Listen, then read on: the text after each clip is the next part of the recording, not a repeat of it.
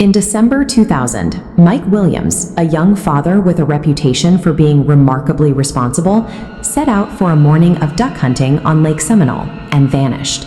Local investigators quickly concluded that Mike had hit one of the lake's many submerged tree stumps, falling overboard and drowning. They theorized that because his body was never found, local alligators had consumed his remains. However, the physical evidence told a different story. In Mike's boat, the full gas tank and turned-off engine didn't align with a high-speed crash. The interior was spotless, and his shotgun was still zipped in its case, meaning he wasn't holding it. The alligator theory also ignored basic biology. In the freezing December temperatures of Lake Seminole, alligators enter a state of dormancy to maintain their body heat and completely stop feeding. 6 months later, Mike's waders and hunting license suddenly appeared floating in the lake. They were in near-perfect condition. After half a year underwater, the waders lacked any biological slime, and the paper license remained completely legible. Denise Williams used this discovery to petition a judge to declare Mike legally dead. Once granted, she immediately filed claims on Mike's life insurance policies, totaling $1.75 million, coverage written by Mike's best friend, Brian Winchester. With the case officially ruled an accidental drowning, the Florida Department of Law Enforcement closed the file, leaving a vacuum of justice that only one person refused to accept. While the search continued, Denise and Brian were concealing a long-term affair. They had plotted the murder together, viewing Mike's death as a way to avoid the social fallout of a divorce while securing the insurance payout. On the morning of the disappearance, Brian lured Mike onto the lake and pushed him overboard. The plan relied on the assumption that Mike's heavy hunting waders would fill with water and pull him under, leaving no evidence of a struggle. But Mike fought back. He managed to strip off his heavy gear and swim through the freezing water until he found a submerged tree stump to cling to in the dark. Realizing Mike could survive and expose him, Brian circled the boat back around and shot his best friend in the head.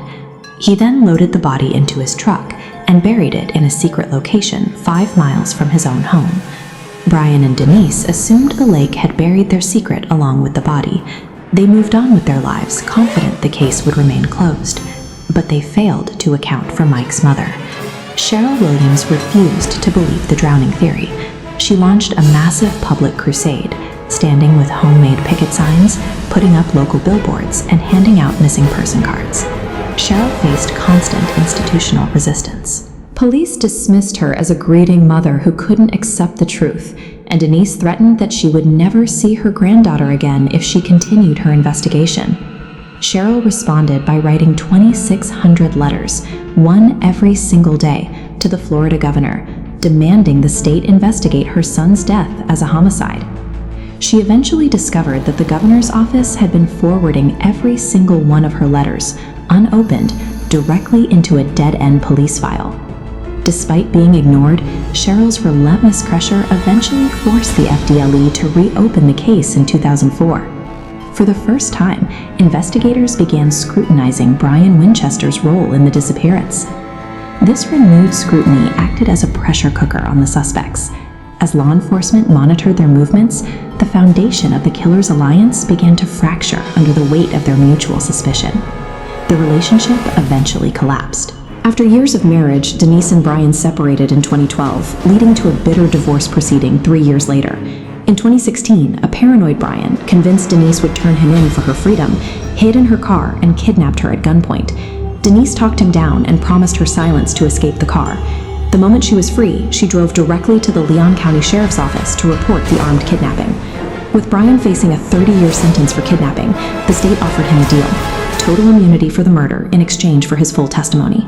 Brian took the deal, revealing every detail of the plot and the execution. Brian led investigators to the burial site, where they recovered Mike's body after 17 years. Denise was arrested in May 2018 on charges of first-degree murder and conspiracy. Brian received 20 years for the kidnapping, while Denise was sentenced to 30 years for conspiracy to commit murder. Cheryl Williams spent 17 years as a one-woman protest, forcing the state to acknowledge evidence they had ignored for nearly 2 decades. Her refusal to stop was the only reason Mike Williams was finally brought home.